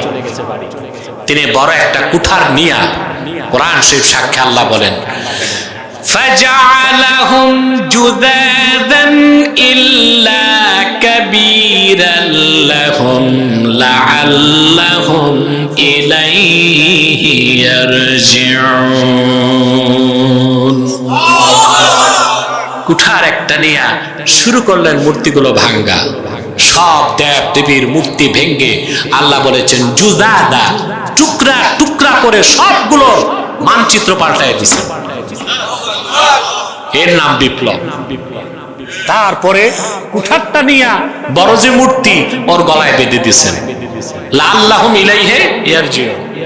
পরে যখন কথা উঠবে কে ভাঙছে উনি বলবে ওরে জিগাও, আর ও তো বলতে পারবে না, তখন হযরত ইব্রাহিম তাদেরকে বলবেন যেটা কথাই বলতে পারে না এটারে খোদা মানছো কেন, এটা তো বেহুদা, এটা কি সুবহানাল্লাহ বলবেন না? সকালবেলা সব ঠাকুররা এসে দেখে তাদের খোদাদের দুর্দশা। দেখেন, যে বিপ্লব করে সে কখনো গোপন থাকতে পারে না। মুফতি, মুহাদ্দিস, দাঈ আর সুফি দরবেশে পার্থক্য এখানে। একজন সুফি দরবেশ কাফেরকে কাফের জানে, মনে প্রাণে ঘৃণা করে, বলে না। আর একজন মুফতির কাজ যে কাফের তাকে কাফের বলা। দাঈ বক্তার কাজ ফতুয়াটা ছড়ায় দেওয়া, মুহাদ্দিসের কাজ দলিল দিয়ে বুঝায় দেওয়া। সবাই একই নীতিতে বিশ্বাসী, কাজের ধরন ভিন্ন ভিন্ন, কাজের ধরন ভিন্ন ভিন্ন। কথা বুঝতেছেন? কিন্তু বিপ্লবী কখনো গোপন থাকতে, সরগর পড়ে গেছে। এই দুঃসাহস কার? নমরুদ নিজে মূর্তি পূজারী, এই দুঃসাহস কার? সবাই নাম বলল। قالوا سمعنا فتى يذكرهم يقال له إبراهيم। তারা বলল আমরা একজন যুবকের নাম শুনেছি, এই মূর্তিগুলোর বিরোধিতা সে যুবকটাই করে, লোকেরা তারে ইব্রাহিম বলে ডাকে। কুখ্যাত নমরুদ বলল তারে পাকড়াও করো। হযরত ইব্রাহিম পালায়ে গেছেন, তাওয়াক্কুল করছেন কার উপর? বীর দর্পে তিনি কুখ্যাত নমরুদের কাছে চলে গেলেন। নমরুদ তার মন্ত্রী সভা নিয়ে বসছে, কি করা যায়? মন্ত্রী পরিষদ তারে বুদ্ধি দিল, হাররিকু ওয়ানসুরু আলিহাতাকুম ইন কুনতুম ফাইলিন। ইব্রাহিমকে আগুনে জ্বালাও আর দেব দেবীগুলোরে সাহায্য করো যদি কিছু একটা করতেই চাও। আপনারা তারপরের ঘটনা জানেন, আমি ছোট করে বলে দিচ্ছি। বক্তারা অনেক কথাই বলে ঘটনা বলতে, যে যার কোনো সনদ নাই। আমি বিশুদ্ধ সনদে কিছু কথা বলে দিচ্ছি। আগুনের কুণ্ডলী নির্মাণ করা হলো, দাও দাও করে আগুন জ্বলছে, কাছে যাওয়ার উপায় নেই। কাসাসুল কোরআনে ইবনে কাসির রাহমাতুল্লাহ লিখেছেন, নমরুদের রাষ্ট্রে এক প্রকৌশলী ছিল, তার নাম ছিল হুজাম। কি নাম? সে কাঠের এক কামান তৈরি করলো। ওইটাকে হাদিসে বলা হয়েছে, তাফসীরের কিতাবে, মিন জানিক, যার বহুবচন মাজানিক। এটার বাংলা হলো কাঠের কামান। দেখবেন আপনাদের দেশে বক্তারা বলে চরক গাছ, না, কাঠের কামান। সেখানে হাত পা বেঁধে হাতলের মধ্যে ইব্রাহিম খলিলকে বসায় দেওয়া হলো। আগুন জ্বলছে দাও দাও করে, কাঠের কামান ঘুরতে লাগলো। রশি কাটলে ইব্রাহিম খলিল আগুনে চলে যাবেন। হযরত ইব্রাহিমের তাওয়াক্কুল কত কোন স্তরের, আল্লাহ পরীক্ষা করার জন্য হযরত জিবরিলকে পাঠিয়ে দিলেন। জিবরিল এসে আল্লাহর দোস্ত ইব্রাহিম খলিলের সামনে দাঁড়ায় বললেন, ইব্রাহিম, আমি আল্লাহর ফেরেশতা জিবরিল, আমার 600 পাখা আছে, একটা ঝাপটা দিলেই আগুনের কুণ্ডলী মাটির সাথে মিশে যাবে। আলাকা হাজাতুন ইয়া ইব্রাহিম, আমার সাহায্যের দরকার আছে নাকি?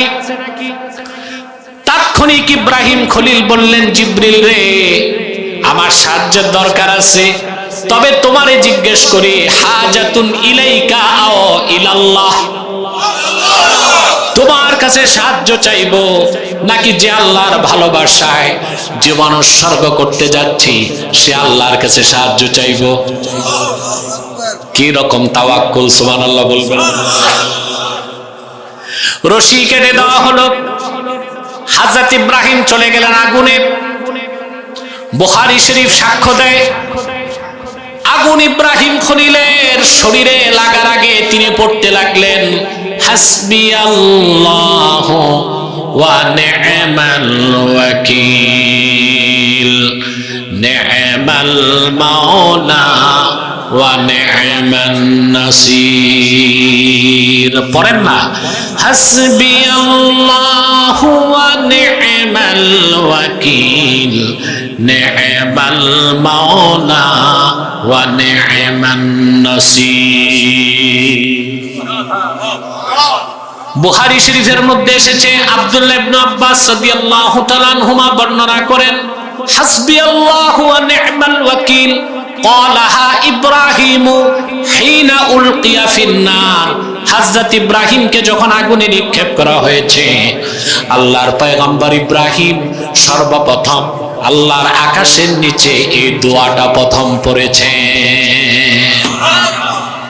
আমি আমলটা দিয়ে গেলাম আপনাদের, বিপদে পড়লে হায় হায় করে চিৎকার করবেন না, এই দোয়াটা পড়বেন। পুরা দোয়াটা বুখারী শরীফে এসেছে, বলবো? মুখস্থ রাখতে পারবেন? হাসবিয়াল্লাহু লা ইলাহা ইল্লা হুয়া আলাইহি তাওয়াক্কালতু ওয়া হুয়া রাব্বুল আরশিল আযীম। হাদিস সাক্ষ্য দেয়, যে মুমিন বান্দা প্রত্যেকদিন ফজরের পরে 7 বার, মাগরিবের পরে 7 বার এই দোয়াটা পড়বে, আল্লাহর রহমতের চাদরে 24 ঘন্টার জন্য সেই মুমিন ল্যামিনেটেড হয়ে যাবে। কোন নজর, জাদুটোনা, বান, বুলেট, বোমা কিছুই তার শরীরে লাগবে না। সুবহানাল্লাহ। বাংলাদেশ ডিজিএফআই, এনএসআই, এসবি সবার পক্ষ থেকে রিকোয়েস্ট, রাতে যেন ভিতরে না যায়। ওদের এই রিকোয়েস্ট শুনলে মানুষের খেদমত কি আর হবে? যতটুকু সম্ভব সিকিউরিটি থ্রেটকে ওভারকাম করি, তবে তাওয়াক্কুল আল্লাহর উপর রাখি। আলহামদুলিল্লাহ। আগে প্রচুর লাইসেন্স করা অস্ত্র শস্ত্র থাকতো আমার, এখন ভাবছি আমারে মারতে তো আর 1-2 আসবে না। আমি বের করব দোনালা, শত্রু বের করবে AK-47। কথা বলেন। এখন আর সাথে আর্মসও রাখি না, মনে করি চলি, দেখি আল্লাহ কি করেন। কথা বুঝতেছেন? আমি দেখছি আল্লাহর উপর তাওয়াক্কুল করলে আল্লাহ সাহায্য করেন। আর যত ভয় তত হয়, যত ভয়, এটা মনে রাখবেন, যত ভয় তত ভয়, যত পাবেন বাড়তেই থাকবে ভয়। আল্লাহ ছাড়া কাউকে ভয় করি না, এই কনসেপ্ট যখন হৃদয়ে লালন করবেন, দুনিয়ার কোন অপশক্তি আপনার সামনে দাঁড়াতে পারবে না, আপনাকে মেরে ফেলতে পারবে। মুমিনের অভিধানে পরাজয় বলে কোনো শব্দ নাই, 2টা শব্দ, বিজয় নয় বিপর্যয়। বিজয় নয় বিজয়, আর বিপর্যয় হচ্ছে ভুল করলে, কিন্তু ঠক নাই। মুমিন যদি হেরেও যায়, মরেও যায়, শহীদ হবে। কাফের যদি জিতেও যায়, বেঁচেও যায়, জাহান্নামে যাবে। তো মুমিনের অভিধানের শব্দ কয়টা? বিজয় নয়, মুমিনের অভিধানে পরাজয় বলে কোনো শব্দ নাই। চলে গেলেন ইব্রাহিম খলিল আগুনে। উনি যারে বাবা বলতেন আজার, আমি কথাটা এমনি বললাম কেন, উনি যারে বাবা বলতেন আজার, বলতে তো পারতাম ওনার বাবা আজার না, এখানে কিছু কথা আছে, সেদিকে আর যাচ্ছি না। উনি যারে বাবা বলতেন আজার, প্রাসাদের ছাদে দাঁড়িয়ে দেখতেছে ইব্রাহিমের কি হলো। কাসাসুল কোরআন ইবনে কাসির নকল করেন, প্রাসাদের ছাদ থেকে তাকায় আজর দেখলো আগুনের লেলিহান শিকার ভিতরে হযরত ইব্রাহিম সবুজ বাগানে হাঁটতেছেন। অনিচ্ছায় তার জবান থেকে বেরিয়ে গেল নি'মার রাব্বু রাব্বুকা ইয়া ইব্রাহিম। সত্যি রে ইব্রাহিম, তোমার রব একমাত্র সত্য, তিনি কত উত্তম অভিভাবক। আমরা তোমারে আগুনে দিলাম আর তিনি তোমার জন্য ফুলের বাগান বানায় দিলেন। আল্লাহ রাব্বুল আলামিন তাওয়াক্কুলের ক্ষেত্রে মুসা নবীর দৃষ্টান্ত দিয়েছেন। কার? আল্লাহ তাকে হুকুম করছেন মিশর ছাড়ো। রাতের বেলা তিনি লোকজন নিয়ে মিশর ছাড়লেন। লোক কি পরিমাণ? তাফসীর তাবারিতে এসেছে শুধু যুবক ছিল 6 লাখ। বনি ইসরাইলের যুবক কত ছিল? 6 লাখ। বাকি মানুষ, মহিলা, বৃদ্ধ, শিশু, কিশোর, কিশোরী সব মিলিয়ে কত লাখ তার তো হিসাব নাই। যুবকই ছিল 6 লাখ। যখন তিনি ফিলিস্তিন যাবেন, মাঝখানে সাগর, বাহার কাল জুম। তাফসীর খাজেনে এসেছে সাগরটার প্রশস্ততাই ছিল 10 মাইল। লাখ লাখ মানুষ, ব্রিজ নাই, নৌকা নাই। খবর পেয়ে ফেরাউন তার বাহিনী নিয়ে রওনা দিচ্ছে। ফেরাউনের বাহিনীতে ঘোড়সওয়ারি ছিল 80,000। 80,000 ঘোড়া যদি দৌড়ায়, ধুলা কত উড়বে আর আওয়াজ কত দূর যাবে, আতঙ্ক কেমন। বনি ইসরাইল যখন পিছনে তাকায় দেখলো ফেরাউন আসতেছে, পিছনে তরবারি, সামনে সমুদ্র। বিচলিত বনি ইসরাইল বলল, আল্লাহ কোরআন কারীমে বলেন ক্বালা আসহাবু মূসা ইন্না লামুদরাকুন। মুসার সঙ্গী সাথীরা বলল, আমরা তো ধরা পড়ে গেলাম। মুসা নবী এক চুল বিচলিত হন নাই, তিনি জবাব দিলেন তাৎক্ষণিক, কাল্লা, কখনো না, ইন্না মাইয়া রাব্বি সায়াহদিন। আমার সাথে আমার রব আছেন, যার হুকুমে দেশ ছাড়লাম তিনি পথ দেখায় দিবেন। আল্লাহ হুকুম করলেন, মুসা তোর লাঠি দিয়ে বাড়ি দে। সাগরে আঘাত করলেন, আল্লাহ সমুদ্রের উত্তাল তরঙ্গমালা বিদীর্ণ করে একটি নয় 12টি শুকনা পথ বানায় দিলেন। 12টা কেন? তাফসীরে এসেছে বনি ইসরাইল গোত্র ছিল 12টা, একটার সাথে আরেকটা মারামারি করত। আপনারা করেন কিন্তু টাটা যুদ্ধ করেন না? এদিকে কম, চরে বেশি। যদি এই টাটা যুদ্ধ ইন্ডিয়ান সৈন্যরা দেখতো, ভুলেও তারা বাংলাদেশের দিকে তাকাইতো না।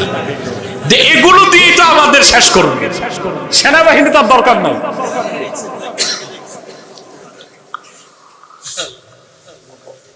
আমার ভাইরা, ওরা ছিল 12টা গোত্র। ওরা তো এক পথে গেলে মারামারি করে নিজেরই মরবে।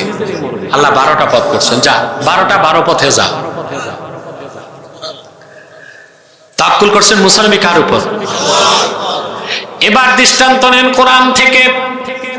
সাইয়্যিদুল মুতাওয়াক্কিলিন, তামাম পৃথিবীর তাওয়াক্কুলকারীদের মহান নেতা, সমস্ত নবী রাসূলগণের মাথার তাজ, আমার নবী, তোমার নবী, বিশ্ব নবী মুহাম্মদ মুস্তাফা সাল্লাল্লাহু আলাইহি ওয়াসাল্লামের তাওয়াক্কুলের দৃষ্টান্ত আল্লাহ ওনার উপর অবতীর্ণ কোরআনে তুলে ধরেছেন। আল্লাহ তার হাবিবকে নির্দেশ করলেন মক্কা মুকাররমা থেকে হিজরত করে মদিনা মুনাওয়ারায় যেতে। আল্লাহর হাবিব হিজরতের বহু আগে আবু বকর সিদ্দিককে বলেছিলেন, আবু বকর তুমি হিজরতে আমার সঙ্গী হবা। যেদিন জিবরিল এসে বললেন, ইয়া রাসূলুল্লাহ আজকে রাতেই আপনাকে হিজরতে যেতে হবে, আল্লাহর হাবিব সাল্লাল্লাহু আলাইহি ওয়াসাল্লাম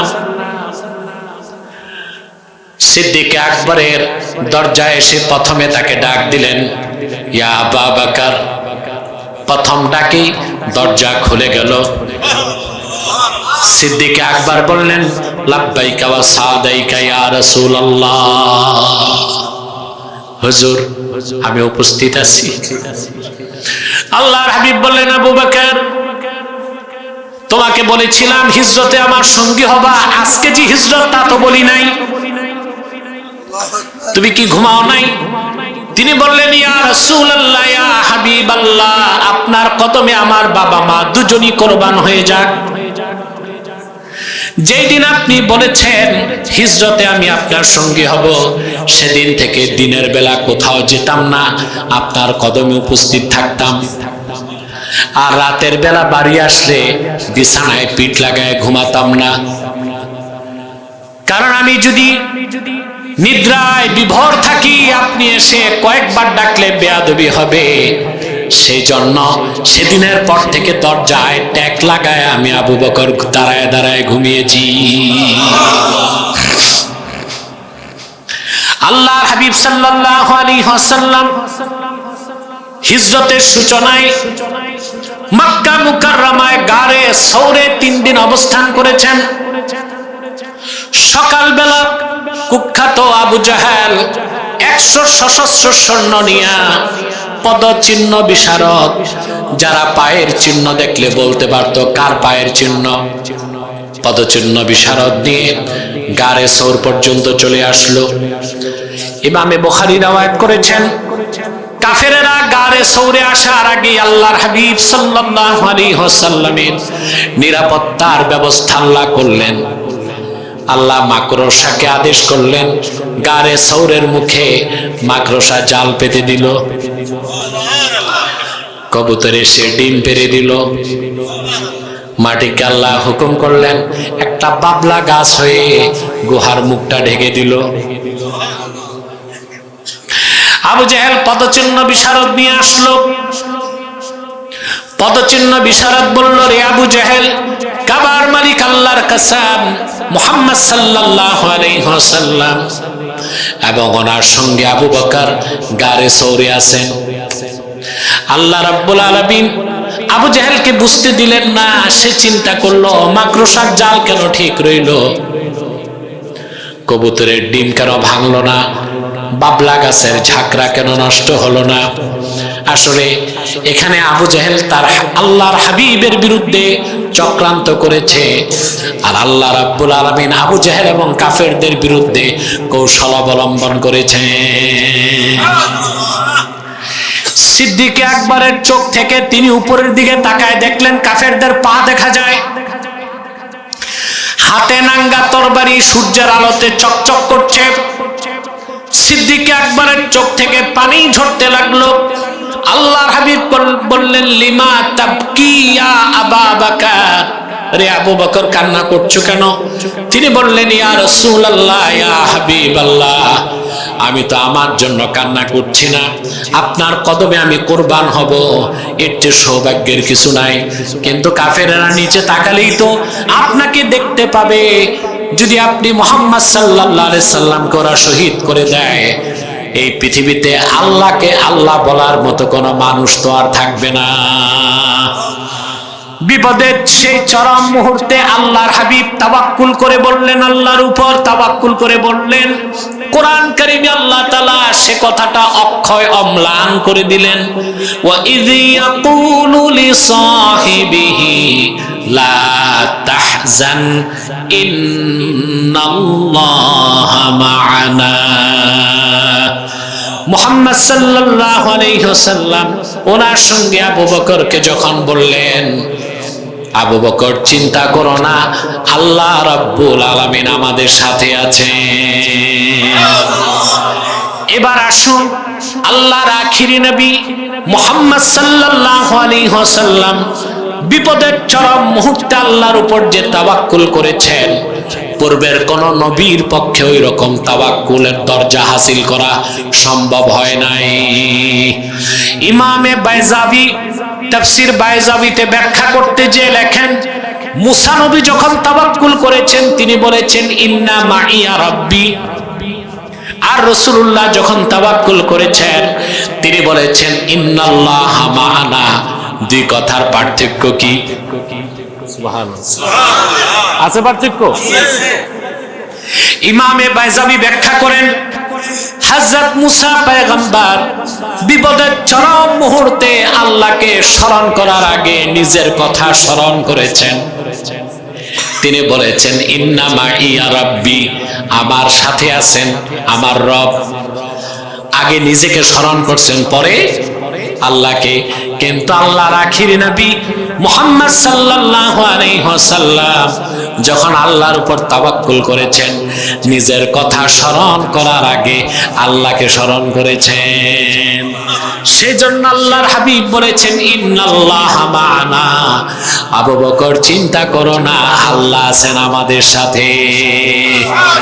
আমার ভাইরা, আল্লাহর আখিরি নবী মুহাম্মদ সাল্লাল্লাহু আলাইহি ওয়াসাল্লাম ১৫০০ বছর আগে সাহাবায়ে কেরামকে তাওয়াক্কুল শিক্ষা দিয়েছেন, উম্মতকে তাওয়াক্কুল শিক্ষা দিয়েছেন। আল্লাহর উপর পূর্ণ মাত্রায় তাওয়াক্কুল আনার আগ পর্যন্ত কোন মুসলিম খাঁটি মুমিন হতে পারে না। রাসূল করিম সাল্লাল্লাহু আলাইহি ওয়াসাল্লাম, তোমরা আসো দুইজন। রাসূল করিম সাল্লাল্লাহু আলাইহি ওয়াসাল্লাম সাহাবায়ে কেরামকে তাওয়াক্কুল শিক্ষা দিয়েছেন। তবে মনে রাখবেন, যার ঈমানের জোর যত বেশি, তার তাওয়াক্কুলের স্তর তত ঊর্ধ্বে। সুবহানাল্লাহ। আবু দাউদ শরীফের হাদিস, দায়িত্বশীল কে? আসো এখানে আসো। আবু বকর সিদ্দিক, আবু দাউদ শরীফের হাদিস, এক সাহাবী আল্লাহর হাবিবের কাছে এসে বললেন, ইয়া রাসূলুল্লাহ সাল্লাল্লাহু আলাইহি ওয়াসাল্লাম, আমি উট আনছি, উট বাঁধি নাই, আল্লাহর উপর তাওয়াক্কুল করছি। আল্লাহর হাবিব বললেন, আগে উট বাঁধো, তারপর আল্লাহর উপর তাওয়াক্কুল করো। কারণ রাসূলুল্লাহ জানতেন তার ইয়াকিন তখনও পূর্ণ মাত্রায় পৌঁছে নাই। অপরদিকে আল্লাহর হাবিব সাল্লাল্লাহু আলাইহি ওয়াসাল্লাম অন্য সাহাবীদেরকে কি রকম তাওয়াক্কুল শিক্ষা দিয়েছেন। ইবনে মাজাহ শরীফের হাদিস, আল্লাহর হাবিব সাহাবায়ে কেরামকে বলেছেন, লাউ আন্নাকুম তাওয়াক্কালতুম আলাল্লাহি হাক্কা তাওয়াক্কুলিহি লারাযাকাকুম কামা ইয়ারযুকুত তায়র তাকুদু খিমাসাও ওয়া তারুহু বিতানা। ও আমার প্রিয় সাহাবীগণ, মহান আল্লাহর উপর যতটুক তাওয়াক্কুল করা দরকার ততটুক যদি তাওয়াক্কুল করতে তোমরা পারতে, আল্লাহ যেভাবে বিনা চেষ্টায় পাখিদেরকে রিজিক দেন, তোমাদেরকেও চাকরি বাকরি ব্যবসা ছাড়া ঘরে বসায় বসায় আল্লাহ রিজিক দিয়ে দিতেন। তাকদু খিমাসাও ওয়া তারুহু বিতানা। পাখিগুলো রিজিকের জন্য কারো উপর ভরসা করে না, শুধু আল্লাহর উপর তাওয়াক্কুল করে। সকালবেলা লক্ষ লক্ষ পাখি খালি পেট বেরিয়ে যায়, সন্ধ্যার সময় পেট ভরে যায়, আল্লাহর জিকির করে তারা বাড়ি ফিরে আসে। এখানে হাদিস শরীফে পাখির কথা কেন আসলো? একটা বাঘ শিকার করলে কিছুটা খায়, কিছুটা রাখে, স্টোর করে। ক্ষুদ্র একটি পিপিলিকা, পিঁপড়া, এটা 6 মাসের খাবার জমা করে। কিন্তু পাখি 24 ঘন্টা রিজিকের জন্য আল্লাহর উপর তাওয়াক্কুল। বড় বড় পাখিগুলো না খেয়ে আকাশ থেকে মরে পড়ে গেছে, দেখছেন? ওরা ভরসা করে কার উপর? সুবহানাল্লাহ বলুন। আপনাদেরকে একটা চাক্ষুষ দৃষ্টান্ত দিচ্ছি। এখন সুনামগঞ্জে, নেত্রকোনায়, রাজশাহীতে, বিল অঞ্চলে, হাওর অঞ্চলে প্রচুর অতিথি পাখি এসেছে। কোত্থেকে আসছে? সাইবেরিয়া থেকে, আলাস্কা থেকে। সাইবেরিয়া হচ্ছে বাংলাদেশ থেকে 11,000 মাইল দূরে। ওখানে এখন তাপমাত্রা -71 ডিগ্রি সেলসিয়াস, -71 ডিগ্রি। 4 ডিগ্রিতে পানি বরফ হয়, 3 ডিগ্রিতে আরো বরফ, 2 ডিগ্রিতে আরো বরফ, 1 ডিগ্রিতে আরো বরফ, তারপর -1 শক্ত বরফ। ওখানে -71। পাখিগুলো খাবে কি? রিজিক তো নাই। এইসব পাখিগুলো দল বেঁধে চলে এসেছে বাংলাদেশে। আমার মহান আল্লাহর তাওহীদকে যেই সব নাস্তিকরা বিশ্বাস করে না, 2 পাতা বিজ্ঞান বই পড়ে, তাদেরকে জিজ্ঞেস করে নির্বোধের দল 11,000 মাইল দূরের পাখিগুলোরে কে ওয়্যারলেস করেছে, টেলিফোন করেছে, বাংলাদেশে আসো, এখানে শীত কম, প্রচুর মাছ আছে। আবহাওয়া অফিস ফোন করছে, ওদের কাছে জিপিআরএস আছে, রাডার আছে, ম্যাপ আছে, অক্ষাংশ দ্রাঘিমাংশ বুঝে কথা বলেন। আরে ভাই, এই যে এত দামি প্লেন, এখন যেটা 380 ড্রিম লাইনার, এটার দাম 1400 কোটি টাকা একটা প্লেন, ড্রিম লাইনার। আমি দেখছি এটা কিছু সুবিধা আছে। গত বছর, আগের বছর ব্রিটেন থেকে আসার সময় আমি ড্রিম লাইনারে এসেছি। আমি তো বোকা হয়ে গেছি, সকাল বাজে 10টা, দেখি অন্ধকার, সূর্যের আলো দেখা যায় না। পরে দেখলাম না, ড্রিম লাইনারের জানালাগুলি বানানো হয়েছে এইভাবে সূর্যের আলোয় ডুববে না। এত অত্যাধুনিক সায়েন্টিফিক ইনস্ট্রুমেন্ট সেখানে আছে। ক্যাবিন ক্রু 12 জন, পাইলট, কো পাইলট, ক্যাপ্টেন 3 জন। বিশাল plane, plane ready, take off করবে। আকাশে কুয়াশা, উঠতে বন্ধ। 1400 কোটি টাকার বিজ্ঞানের আবিষ্কার কুয়াশার কাছে মুখ থুবড়ে বসে গেছে। সকাল 8টা, রাত 8টায়। বাংলাদেশ রেলওয়ের শিডিউল যা, বিমানের শিডিউল। প্লেন আকাশে উঠছে, প্লেনের সামনে দেখেন না কালো, এই পুরাটাই সেন্সর লাগানো, ক্যামেরা আছে, রাডার আছে, সেন্সর আছে। 380 মাইল দূরে তুফান থাকলে ক্যাপ্টেন খবর পাবে, গতি চেঞ্জ করবে। আর লো ভিজিবিলিটি, কম কুয়াশায় হেলিকপ্টার, প্লেন কিছু উঠতে পারবে, বিজ্ঞান অচল।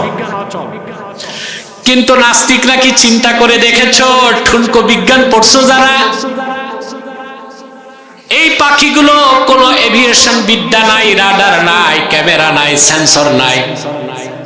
11,000 মাইল দূর থেকে চলে আসছে বাংলাদেশে, কোন ঝড় তুফান কুয়াশা আটকাতে পারে নাই। 1 মাস 2 মাস মিঠা পানির মাছ খেয়ে মনটা ভরে গেলে, যখন বুঝে তার দেশে শীত কমছে, আবার মনে সুখে উড়ে উড়ে আপন নিরে ফিরে যায়। এই রিজিকের পথ কে দেখাই দিছে? বিজ্ঞানের কাছে এটার জবাব নাই। এটা কেমনে সম্ভব পাখির পক্ষে? আল্লাহ বলে দিচ্ছেন, রব্বুনাল্লাযী আ'তা কুল্লা শাইইন খালকাহু সুম্মা হাদা। আমাদের রব তো তিনি, যিনি প্রতিটি সৃষ্টিকে ভিন্ন ভিন্ন আকৃতি দিয়েছেন, আর প্রতিটি সৃষ্টিকে জীবিকা নির্বাহের পথ দেখায় দেন। পাখিগুলোর পথ কে দেখায় দিয়েছেন? আবার দেশে ফিরে যায়। সুবহানাল্লাহ কইবেন না? তোমাদের বিজ্ঞান আল্লাহর ক্ষুদ্র সৃষ্টি পাখির প্রযুক্তির কাছে অচল হয়ে গেছে। নাস্তিকরা 2 পাতা বিজ্ঞান পড়লেই নাস্তিক হয়, পুরা বিজ্ঞান পড়লে আমার আল্লাহর কুদরতের সামনে মস্তক নত হয়। তাহলে রিজিকের মালিক কে? হাদিস শরীফে সেজন্য পাখির দৃষ্টান্ত এসেছে। কিসের? লাউ আন্নাকুম তাওয়াক্কালতুম আলাল্লাহি হাক্কা তাওয়াক্কুলিহি লারাযাকাকুম কামা ইয়ারযুকুত তায়র। আল্লাহর হাবিব ইরশাদ করেছেন, সাহাবীরা আল্লাহর উপর যতটুকু তাওয়াক্কুল করা দরকার ততটুকু যদি করতে পারো, লারাযাকাকুম কামা ইয়ারযুকুত তায়র, আল্লাহ যেভাবে পাখিকে রিজিক দেন, তোমাদেরকে সেইভাবে রিজিক ঘরে বসায় দিবেন। তাগদু খিমাসান ওয়া তারুহু বিতানা। পাখি খালি পেট ঘর থেকে বের হয়, সন্ধ্যায় ভরা পেট ফিরে আসে। সুবহানাল্লাহ। ওয়া আলা রাব্বিহিম ইয়াতাওয়াক্কালুন। মুমিনদের তৃতীয় বৈশিষ্ট্য, তার উপর তাওয়াক্কুল করবে। মনে থাকবে? তারপরে আল্লাহ তাআলা বলেন, এই খাঁটি মুমিনদের চতুর্থ বৈশিষ্ট্য, তারা নামাজকে প্রতিষ্ঠা করে। সুবহানাল্লাহ বলবেন? নামাজকে কি করে? আপনার ওদিক সেদিক তাকান কেন?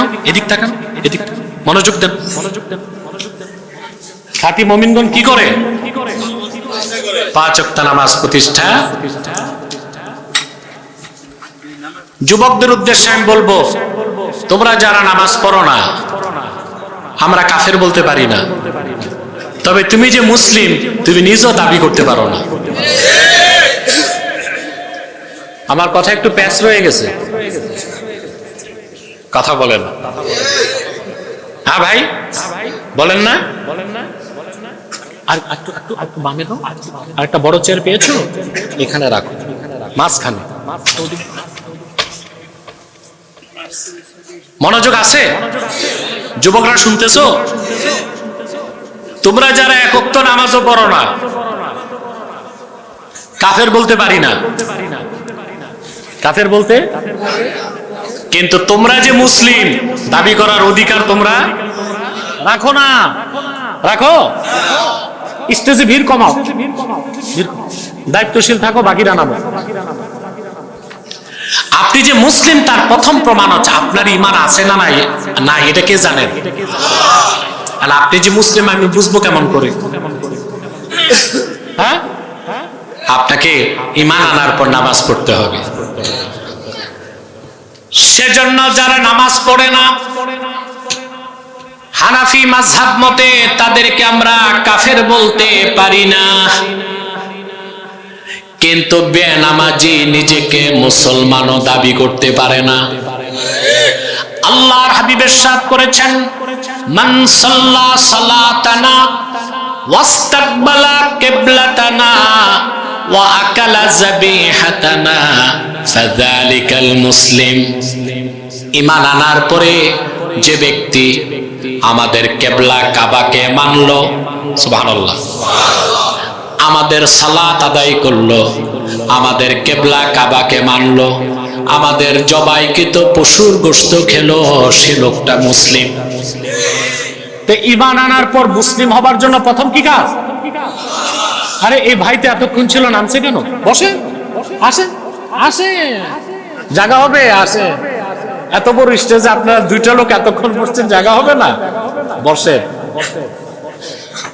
আমি আমার লোকদেরকে বলছি নামো, ভিড় কম করো।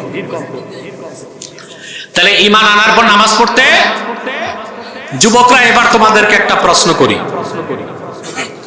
চোর, হত্যাকারী, জানাকার, শরাবখোর বড় পাপী না বেনামাজি বড় পাপী? এটা কি বুঝে বললা?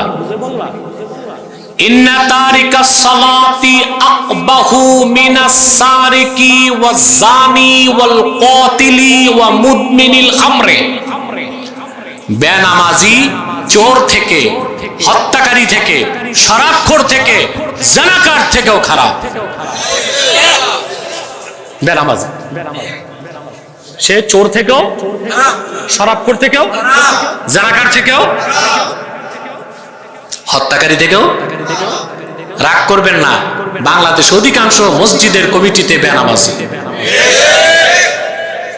সভাপতিও বেনামাজি, সেক্রেটারিও। খুঁজলে দেখা যাবে সভাপতি শুধু বেনামাজি না, পাক্কা সুদখোর। সত্য? এখন যে মসজিদের সভাপতি সুদখোর আর সেক্রেটারি ঘুষখোর বেনামাজি, ওই মসজিদের ইমামের চেয়ে বড় এতিম আর কে আছে? হক কথা বলতে পারবে? এই যে আপনারা বলতেছেন দেশে সংস্কার করবেন, কি দিয়ে? বাংলাদেশকে বাস ট্রাক হাতুড়া দিয়ে মেরামত করবেন? রাষ্ট্র সংস্কারের আগে রাষ্ট্র যারা পরিচালনা করবে তাদের চরিত্র সংস্কার করতে হবে। আমি একটা কথাই বলে যাই, আপনার প্রত্যেকেই কোনো না কোনো দল করেন, কথা বলেন। কোন মাওলানা 10 বছর ওয়াজ শোনাইলো, আপনার কি অন্য দলে ভোট দেওয়া হইতে পারবে? ঘুরে ফিরে আপনি আপনার দলকে ভোট দেবেন। বা মানুষ দলের ক্ষেত্রে পীর চিনে না, পীরের মুরিদ, পীর নির্বাচনে দাঁড়াইছে, তারে ভোট দেয় না, ভোট দেয় না তারে। এটাই বাংলাদেশের অবস্থা না? চরিত্র তো এটা। এখন কথা হচ্ছে আমার, আপনি যে দলই করুন, প্রত্যেক রাজনৈতিক দলে কিছু ভালো মানুষ কিন্তু আছে। আপনি একটা নীতি নেন, বাংলাদেশ সংস্কার হয়ে যাবে। সেটা হচ্ছে আপনার দলের ওই লোকটাকে ভোট দিবেন, দেখবেন যে কাফের নয়, মুশরিক নয়, প্রথম দেখবেন আপনি যারা ভোট দিচ্ছেন সে কাফের মুশরিক কিনা।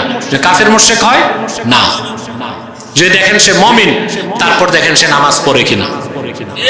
যে দেখেন নামাজ পড়ে, তারপর দেখেন সে হালাল ব্যবসা কিনা, আপনি তারে ভোট দেন। প্রত্যেক রাজনৈতিক দল যদি এভাবে নেতাগুলো নির্বাচন করে, বাংলাদেশ ইসলামী সমাজ হয়ে যাবে।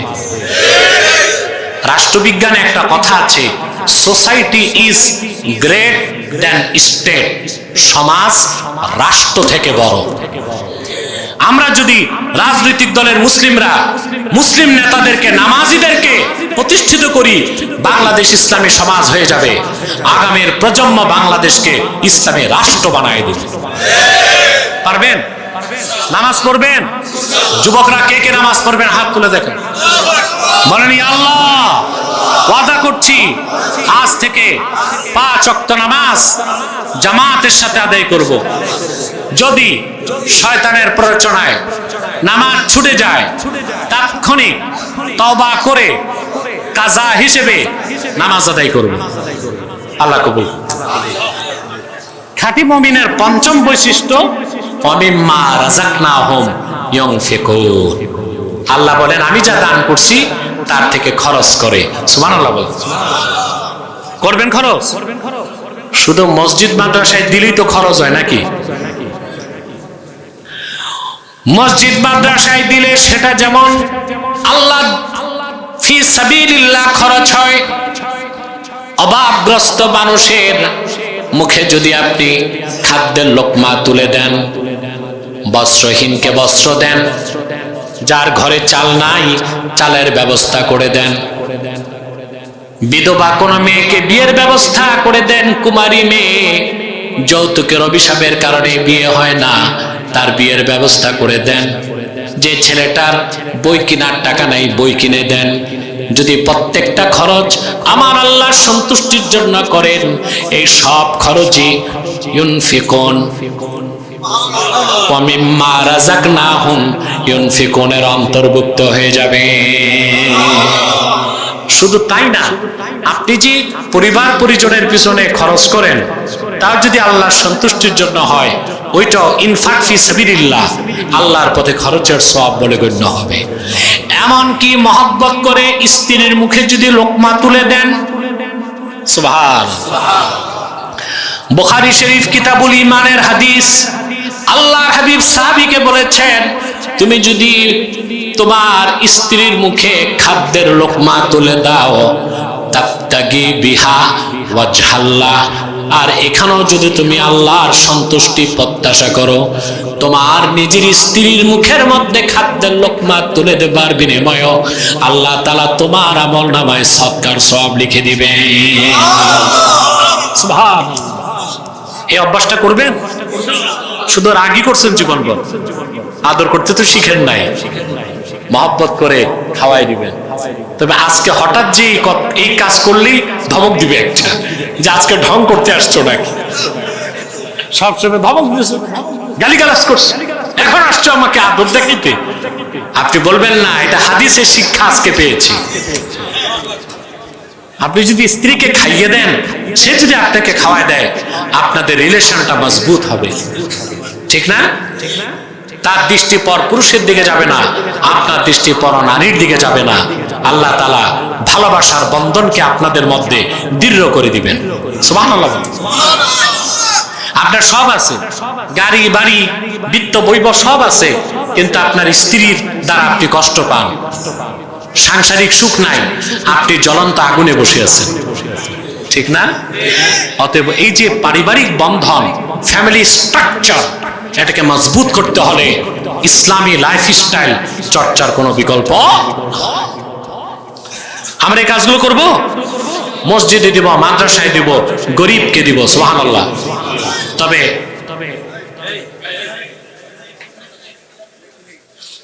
তবে দুইটা শর্ত রাখতে হবে। কয়টা শর্ত? এক, খরচটা হতে হবে হালাল থেকে। কিসের থেকে? দুই, আল্লাহর সন্তুষ্টি উদ্দেশ্য থাকতে হবে। সুদের টাকা, ঘুষের টাকা, চাঁদাবাজি, টেন্ডারবাজি, দাগাবাজির টাকা মসজিদ মাদ্রাসায় দিলে কোনো সওয়াব নাই, বরং ঈমান নষ্ট হবে। কি হবে? হতে হবে হালাল। কি হতে হবে? কম দিবেন হালাল থেকে।